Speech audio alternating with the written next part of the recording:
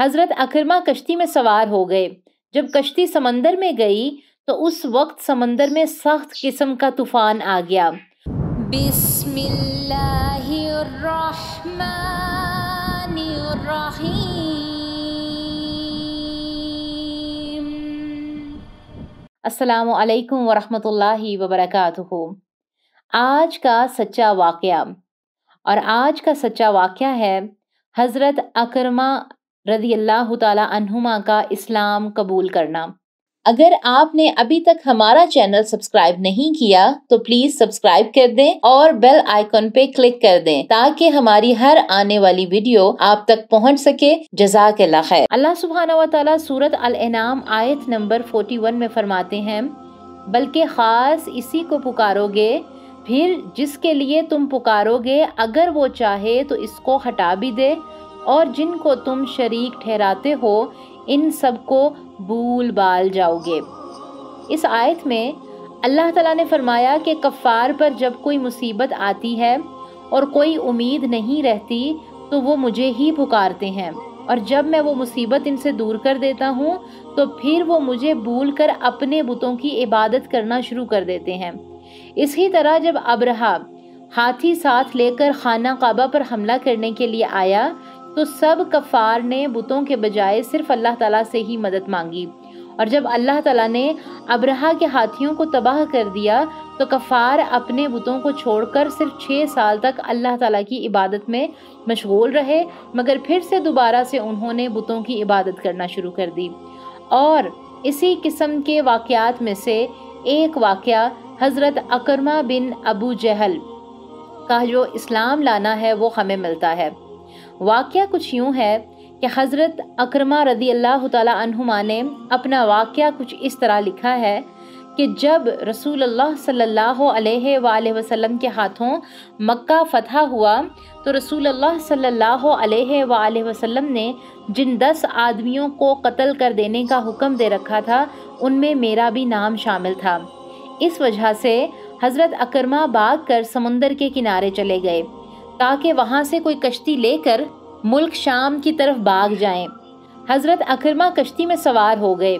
جب کشتی سمندر میں گئی تو اس وقت سمندر میں سخت قسم کا طوفان آ گیا اور ملاح کو خطرہ پیدا ہو گیا کہ اب کشتی ڈوب رہی ہے، تو ملاح نے سب لوگوں سے کہا کہ اب تم سب اپنے اپنے خدا کو یاد کرو تاکہ کشتی باحفاظت کنارے پہنچ جائے۔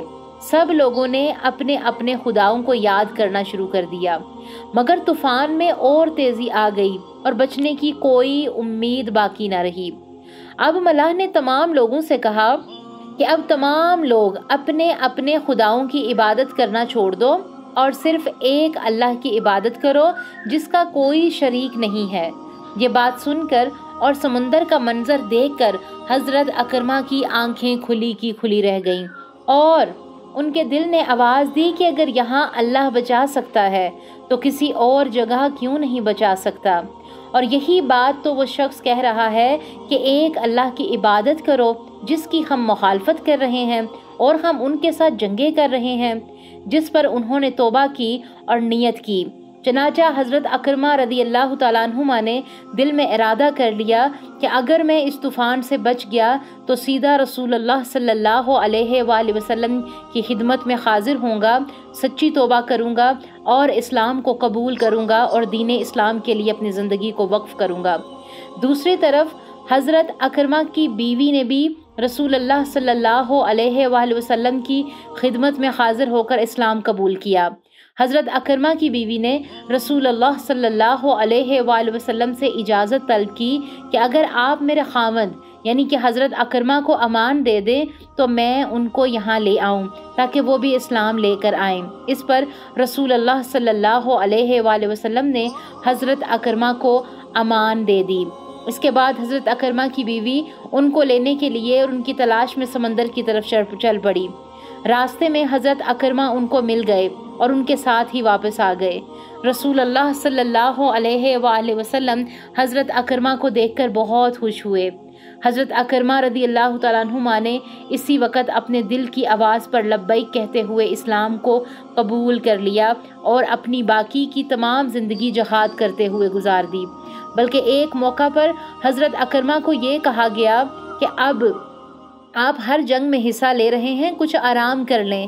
اس پر حضرت اکرمہ نے جواب دیا کہ میری زندگی جتنی بھی جنگ کرتے گزری ہے، جتنی بھی نادانی میں گزری ہے، اب میں اس سے زیادہ وقت اسلام کے حق میں جنگ کرتا رہوں گا اور اپنی زندگی یہیں وقف کروں گا۔ آخر آپ جنگ یرموک میں جنگ کرتے ہوئے شہید ہو گئے۔ یہ تھا آج کا واقعہ۔ اللہ سبحانہ و تعالیٰ اس واقعہ کی روشنی میں اور اس آیت کی روشنی میں ہمیں غور و فکر کرنے کی توفیق عطا فرمائے، آمین۔ سبحان ربک رب العزت عما یصفون وسلام علی المرسلین والحمد للہ رب العالمین۔ السلام علیکم ورحمۃ اللہ وبرکاتہ۔ وہ تمام ہمارے پیارے سسٹرز جنہوں نے ابھی تک ہمارے چینل کو سبسکرائب نہیں کیا ہے وہ ہمارے چینل کو سبسکرائب ضرور کر دیں۔ کمنٹ باکس میں جا کر ہمیں اپنی رائے کا اظہار ضرور کیا کریں۔ اس سے کیا ہوتا ہے کہ ہماری پیچھے جتنی بھی ٹیم ہوتی ہے اس کو بہت خوشی ہوتی ہے، کام کرنے میں آسانی ہوتی ہے، اور اس سے ہم خود بھی موٹیویٹ ہوتے ہیں کام کو لے کے، چیزوں کو لے کے۔ اللہ تعالیٰ سب کو جزائے خیر عطا فرمائے، آمین۔